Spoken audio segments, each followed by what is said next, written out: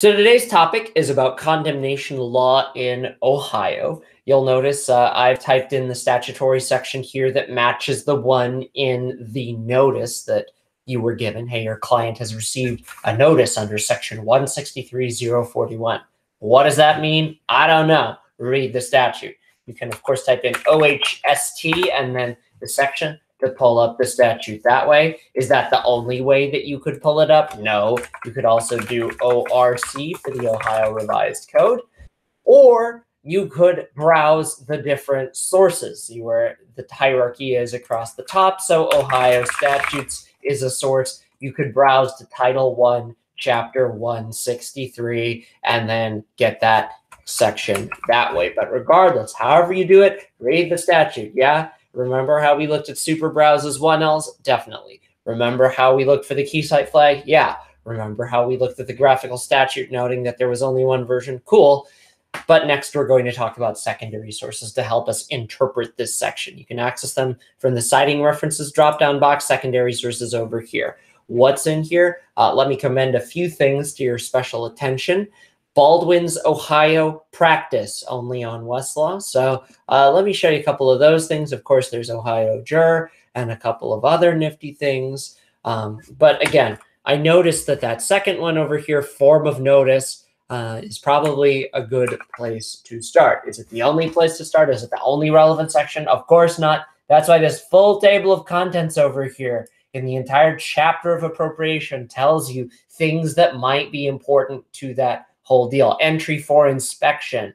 That might be part of the deal. Inability to agree with the owner. Is that part of your fact pattern? Form of the notice. Maybe the notice is deficient. And then you can see other things here as well, like maybe there's some issue about the value of the property being determined. Maybe you should read that. Why secondary sources? Besides the fact that they are awesome? Well, because you will see links to primary law on Westlaw. You'll see maybe a possible form, which is what we're looking at here, and then links to primary law cases, statutes, regulations that can help illuminate that for you. Again, save to folders for special benefits, download, email, print over here, and you can see here rockstar way of getting your research started. And again, just pull up the statute, look for those citing secondary sources. Is that the only secondary source on Westlaw? Surely not. Why? Because of a source called Amjur Trials. Amjur Trials, right? One of those three things that is only on Westlaw as well. Trials, proof of facts, and pleading in practice, Westlaw exclusives.